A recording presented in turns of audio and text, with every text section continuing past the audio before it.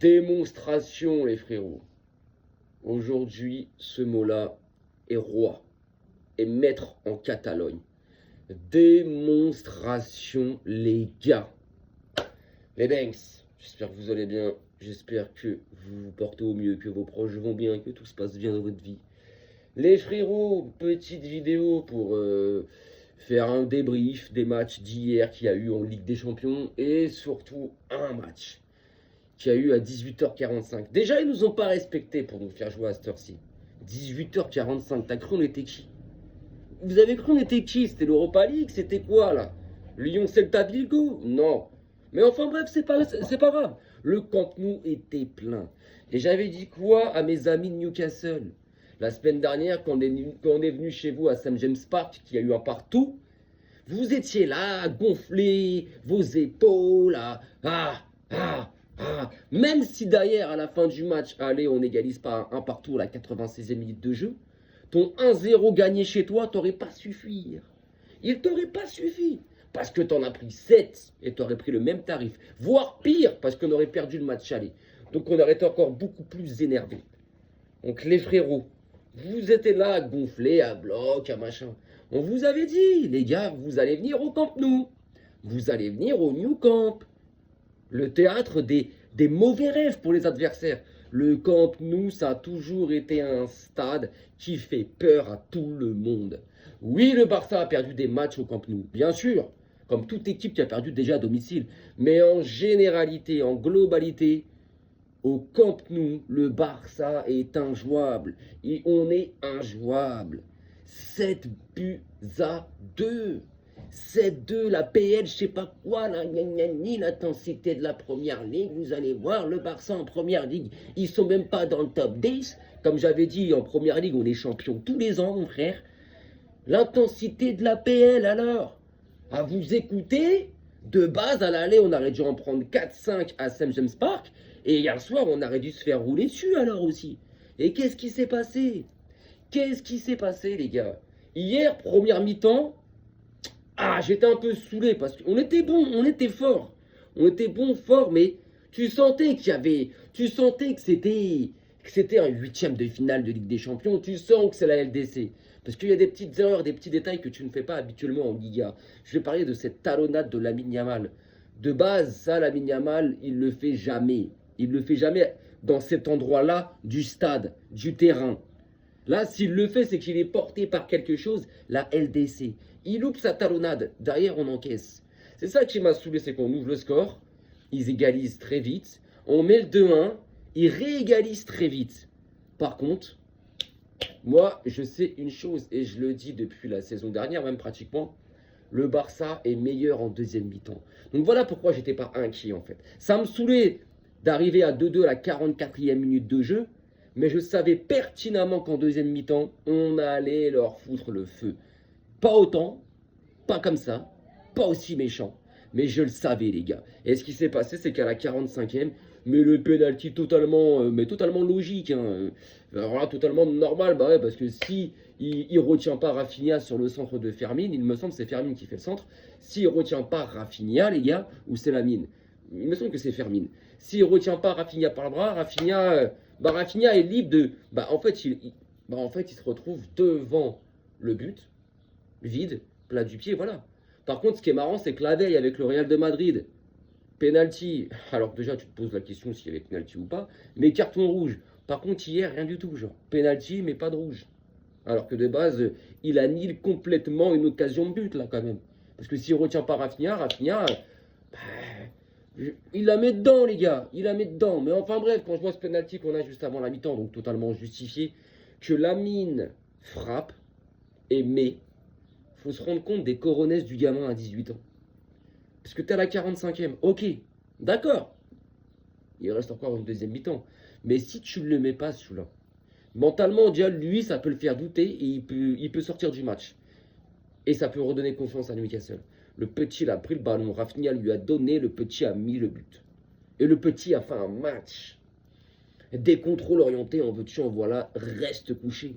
Des passes qu'ils ont cassées 2-3 lignes, reste couché. Les appels contre appels de Rafinha. Je te vois glisser encore jusqu'à ici. Non, non, les gars, franchement, Marc Bernal, qui es-tu? Qui es-tu? C'est pour ça, les Parisiens, je ne vais pas vous lâcher avec Dro Hernandez. Vous étiez là à dire, on l'a piqué au Barça, mais c'est nous, on vous l'a vendu, on s'en tape. Et merci pour les 10 millions alors qu'il n'en vaut même pas 2. Merci. Vous voyez pourquoi ils jouaient pas chez nous? On a la rengaine de Busquets, les frérots. On a la rengaine de Busquets avec Marc Bernal. Quel match de Marc Bernal. Gérard Martin, pareil, monstrueux. Cancelo, très bon match. Kubarsi, très bon match. Eric Garcia blessé, ça me saoule, il est sorti très vite. Arroyo est rentré. Mais quel match de l'équipe. Et il y en a un que je trouve, je dirais pas moins bon, mais moins influent. Et je sens qu'il est fatigué. C'est Dom Pedri, les mecs. Pedri, tu sens que depuis le match retour contre l'Atlético, c'est en pente descendante. Je pense qu'il y a un coup de fatigue. Je pense qu'il a un coup de fatigue. Il l'avait dit, et le vestiaire l'avait dit. C'est pas un problème. C'est pour ça que je pense qu'il va falloir le faire souffler. Là, il y a la trêve. Là, il y a une trêve internationale. Bon, Pedri a été sélectionné par le sélectionneur de l'équipe nationale. Hein, et j'en suis sûr que cette enflure de La Fuente va le faire jouer. Il va le faire jouer. Alors que c'est des matchs amicaux, on n'en a rien à foutre.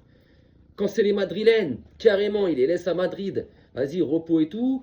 Quand c'est Ruiz du PSG, vas-y, je le laisse à Paris, comme ça il se repose. Mais quand c'est les mecs du Barça, il n'en a rien à foutre. Il n'en a rien à foutre que t'es pété, que t'as la cheville pétée, que t'es sous fatigue, que t'es sous pubalgie, il te convoque. Moi, j'aurais été Pedri là, hier, là, j'aurais inventé une vieille blessure. Comme ça, pendant 2 semaines et demie, là, et bah t'es au repos, t'es bien et tu récupères. Bon, non, espérons que De La Fuente, fasse souffler Pedri. Il ne faut pas qu'il fasse jouer là. Les 2 matchs de l'Espagne, il ne faut pas qu'il joue. Je ne sais pas c'est contre qui que l'Espagne joue ces 2 matchs internationaux, parce qu'il y a aussi la France qui va jouer. Je ne sais pas l'Espagne, mais la France, je sais qu'elle joue la Colombie et le Brésil. Ouais, Colombie, Brésil, ou Croatie, Brésil. Brésil sûr. Et Colombie, il me semble. Et l'Espagne, je ne sais plus c'est quoi. Mais c'est des matchs amicaux en fait. C'est des matchs avant Coupe du Monde parce que les mecs, on est là à parler. On est quand même le 19 mars, avril, mai, juin. Dans 3 mois pile poil, les mecs, on sera en Coupe du Monde là. Vous imaginez? Dans 3 mois pile poil, gros, ça fera 3 jours que la Coupe du Monde elle a commencé. Donc, c'est des matchs d'avant Coupe du Monde. Il va y en avoir d'autres fin mai, début juin. On le sait. Mais des matchs comme ça, on s'en bat les couilles, nous. On en a rien à foutre. Franchement, ça fait chier. Tu passes de la Ligue des Champions, machin, là, tu vas passer à une trêve internationale qui casse les couilles à tout le monde, aux supporters et aux joueurs, concrètement. Donc espérons qu'il laisse Pedri un peu tranquille, mais je pense pas qu'il le fera. Maintenant, sur le match d'hier, ouais, en deuxième mi-temps, les frères. Oh, mais qu'est-ce qu'ils ont pris dans le cul? Ils ont rien compris. Alors moi, je le savais, je sais que le Barça en deuxième mi-temps est meilleur et largement plus méchant, mais pas comme ça. On sait qu'on est capable, mais les gars, ayez du respect. Moi, à 6-2, je me suis dit, non, ils n'avaient pas envie. J'aurais aimé qu'ils en mettent un 8e, un 9e. À un moment donné, je pense qu'ils ont un petit peu, vas-y, bon, allez, vas-y. Il n'y a pas d'aller, vas-y, il n'y a pas de ralentir. Ralentis pas, fonce, cabosse-les. Et les gars, en deuxième mi-temps d'entrée de jeu, il y avait déjà 3 demi-temps. Deuxième mi-temps d'entrée de jeu, bam, Fermin qui met ce 4-2. Fermin qui met ce 4-2 à la 49e. En gros, 3-4 minutes après le coup d'envoi de la deuxième mi-temps, Fermin qui met le 4-2. Avant la 55e, ça veut dire 4, 5, 6 minutes après le 4-2, corner, bim, Lewandowski qui met le 5-2. Puis après, voilà, 6-2, 7-2. Waouh! Ah, moi je suis content. Là, en score cumulé, on est à 8-3 quand même là. On leur a mis 8-3 en 2 matchs. Paris a mis 8-2 à Chelsea en 2 matchs. La fameuse première ligue. Le Real a cabossé City en 2 matchs. Mais moi là, je vais parler de la prestation. En termes de prestation, en termes de football pratiqué, le Real, Paris au match retour contre Chelsea, on a vu du beau football. On a vu du beau football, les mecs, c'est vrai. Le Barça, hier soir, on a vu de l'extrême magnifique football. Le Real, non. L'Atlético, non, ils ont perdu hier. Ils sont qualifiés, les mecs. Hein. Mais ils ont perdu hier contre Tottenham, 3-2. Et on n'était pas loin de la remontada, les gars. On n'était pas loin. Si Tottenham ne serait pas nul comme ils sont nuls, ils auraient pu faire une remontada, les gars. Donc maintenant, ça fait que les quarts de finale, ça y est, on a toutes les affiches des quarts de finale. Donc le PSG. Alors par contre, là, je vais parler des matchs allez. le PSG, son quart de finale, va recevoir au match aller. Et contre Liverpool, ça veut dire le match retour se jouera à Anfield. Le Real,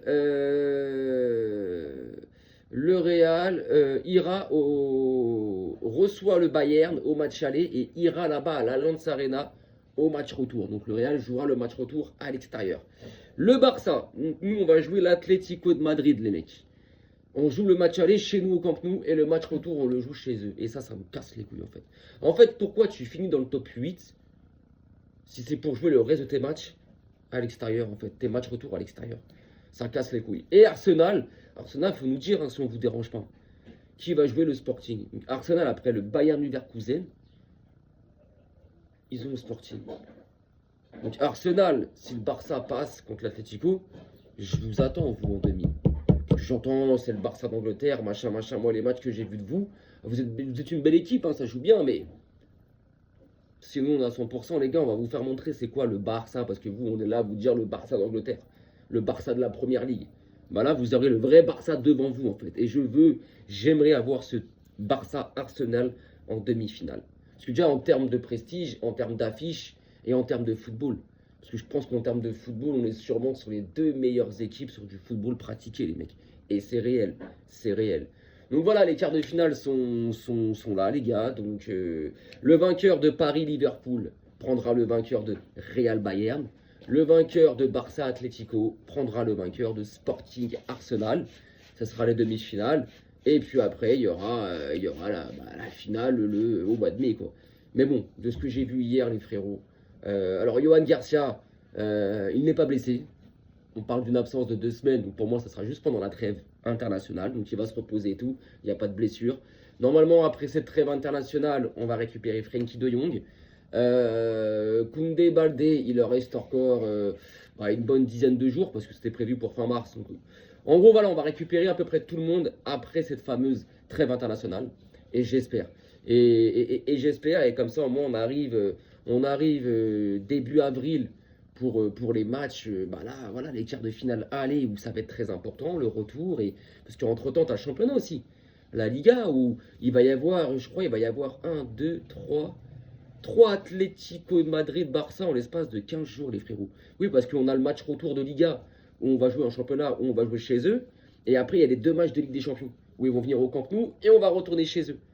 Donc on va avoir 3 Atlético Madrid, Barça, en l'espace de 12-13 jours, les frérots. De 12-13 jours. Donc voilà, on arrive en avril où là ça y est, tu as tes matchs importants. Même en championnat, parce que nous, on va jouer l'Atlético, tout ça. Après, bon, c'est le Classico, je crois que c'est au mois de mai, le Classico, le Barça Real, ou fin avril. Donc voilà, là, on arrive vraiment dans les phases de la saison où là, ça y est, ton sprint final, comme on l'appelle depuis X temps dans le football, est lancé, les gars. Ça y est, c'est parti. Là, c'est plus maintenant que tu as le droit de perdre des points. Tu sais, quand tu perds des matchs, 1 ou 2 matchs au mois de décembre, au mois de novembre, que tu es à 2, 3, 4 points de retard sur ton adversaire, bon, tu te dis, bon, c'est la première partie de saison, on n'est même pas encore arrivé en janvier, on sait que c'est rien. Quand tu arrives fin mars et début avril, et qu'il reste moins de 10 matchs, parce que ça va être le cas, les frérots, qu'il reste moins de 10 matchs dans le championnat et que tu arrives déjà en quart de LDC, ce qui veut dire qu'il te reste après les demi-finales, les finales et c'est fini, tu vois. Bon, ça joue pas en 4 jours, on le sait. Et là, tu peux plus perdre 2 points. Tu peux plus te permettre. Parce que là, bon, le Barça, nous savons, on a 4 points d'avance en championnat. Mais tu vois, là, le Real, eux, ils peuvent plus se permettre de perdre des points. Là, le Real, admettons, ce week-end, ils perdent ou ils font nul, nous, on gagne. Ça nous ferait 6 ou 7 points d'avance. Ça serait terminé, les gars. Ça serait terminé. Et moi, c'est ce que j'aimerais, en fait. Qu'on torche la Liga très vite.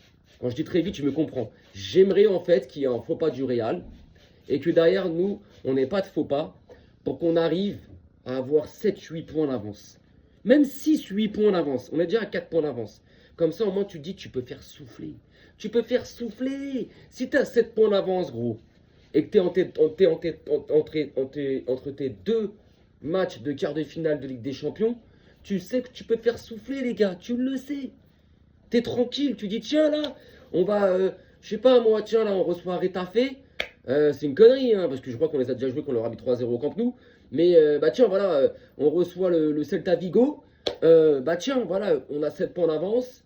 Bon, même si on envoie les petites 8 ans et qu'on perd 8-0, au pire, ils reviendront à 4 points. Mais tu m'as compris, même si on fait nul, au pire, ils reviendront à 6 points ou à 7 points. Bref, Mais tu te dis au moins, tiens, bah, Rafinha, je le fais souffler. Lamine, je le fais souffler. Pedri, je le fais souffler. Je peux mettre Olmo, je peux redonner du temps de jeu et du rythme à De Jong. Je peux faire jouer Gavi.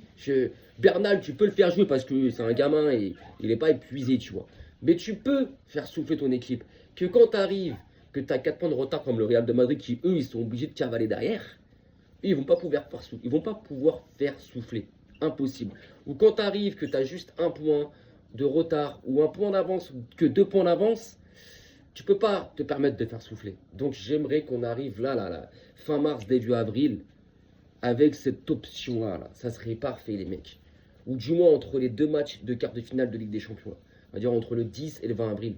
Je crois que le match aller, c'est le 11 avril et le match retour, le 18 avril. J'aimerais que dans ce lapsus de temps, on ait assez de points d'avance en championnat. Là, on en a 4, c'est déjà pas mal. Mais j'aimerais qu'à ce moment-là de la saison, on en ait 6 ou 7, voire 8.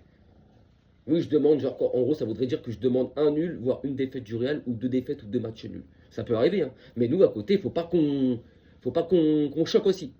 Faut pas qu'on floppe. Non, faut qu'on soit là. Et j'aimerais, comme ça, au moins, tu dis, tu peux faire souffler. Comme ça, au moins, tu arrives. Ah, ce week-end, on a soufflé. Ils ont joué 10 minutes en fin de match pour leur donner du rythme. Et tu arrives en quart de finale de LDC, tu es frais. Parce que ça, c'est super important, les gars. La fraîcheur dans ces moments-là, elle est très importante. Il y a des joueurs, il leur faudra encore du rythme. Il ne faudra pas les reposer. Je pense à De Jong, des mecs comme ça. Ils reviendront récemment de blessure. On ne pourra pas, eux, les faire reposer. Non, toi, il te faut du rythme. Il faut du rythme. Il faut que tu récupères ta cadence que tu avais avant ta blessure. Donc voilà, les frérots. Mais en tout cas, les gars, 7-2. 7-2, les frérots. 7-2. Le cabossage. Il y a eu un cabossage. Ça a été un massacre. La deuxième mi-temps, ça a été un film de cul. Tu mettais Canal+, moins de 18, à 1h du matin, t'avais les mêmes images encryptées. C'est comme à l'époque, là. Tu voyais des trucs chelous. Et bah là, c'était ça, les gars. Tu voyais totalement des trucs chelous, les gars. Non, franchement, c'est... Il y a des mecs de Newcastle, ils sont encore en train de glisser, là, les gars. Là. Ils sont encore en train de glisser, les frérots. Donc non, quel match. Quel deuxième mi-temps, quelle démonstration. Et en plus, dans la même soirée, les frérots, Lionel Messi a atteint la barre des 900 buts en carrière. Le joueur le plus rapide à le faire. Ah là là là là là là. C'est exceptionnel, les gars. 900 buts. Vous vous imaginez, il lui a fallu 93 matchs de moins que l'autre tortue de Cristiano Ronaldo pour atteindre ça. Messi, il a 143 matchs en tout en pro en moins que Ronaldo. Messi a commencé 2 ans après Cristiano Ronaldo. Cristiano Ronaldo a 143 matchs en plus de Messi. Cristiano Ronaldo a 2 saisons pro en plus de Messi. Et Messi te baise dans tous les domaines. Toute ta carrière, ils auront souffert. Toute la carrière de Messi, les pros CR7, ils auront souffert. Ils auront souffert. Rappelez-vous, toute leur carrière, moi je me rappelle comme si c'était hier, les années 2012, 2013, 2011, 2015, quand Messi tabassait tout, qui prenait des 4 ballons d'or de suite, qu'il en est à 8 maintenant, qu'il est à 6 souliers d'or, qu'il a une Coupe du Monde, qu'il ait été élu 2 fois meilleur joueur d'une finale de Coupe du Monde. C'est les mecs de Ronaldo, là, les gars de Ronaldo, les pros Ronaldo, ils peuvent pas mettre ça sur la table. Nous, on a trop de choses. C'est pour ça, moi, je suis même plus dans le débat. Et même sur les trucs que Ronaldo se dit, allez, là, j'ai en avance un petit peu par rapport à Messi, j'ai passé les 900 buts. Même sur ça, il te cabosse. Même sur ça, il te cabosse. Oui, parce que Cristiano Ronaldo est à 963 buts. Messi, 900. Mais Messi a joué 143 matchs en moins que Cristiano Ronaldo, les gars. Vous imaginez? Imaginez les deux, ils auraient démarré leur carrière en même temps. Là. Mais oh là là. Messi serait déjà à plus de 1000 buts. La tête de ma mère. Messi serait déjà à plus de 1000 buts. Si on met Messi à l'âge de CR7 et avec les 143 matchs en plus, Messi serait déjà à 1000 buts. C'est énorme. Donc voilà, soirée parfaite, les gars. Qualification en quart de finale du FC Barcelone après une démonstration. Et mon petit Messi qui me fait toujours autant plaisir, quoi, en fait. Qui me fait toujours autant plaisir, quoi. Voilà, les frérots. Bah, écoutez, les gars, sur ce, 7-2, démonstration chevaleresque. C'était chevaleresque. C'était, wow, D'Artagnan, wow, Newcastle. Ah, c'était Waouh, mesquine, on a fait que de les balayer pendant tout le match. Ils se relevaient, balayage, ils se relevaient, balayage. À un moment donné, ils n'avaient même plus le temps de se relever, que c'était à même le sol qui se mangeait des balayages. Sauvage, sauvage. Les frérots, je vous souhaite une très bonne journée. Je vous souhaite une belle soirée. Et bah écoutez, une bonne fin de semaine. Prenez soin de vous. Vishka la Barça. Arrivederci. Et puis c'est deux les mecs.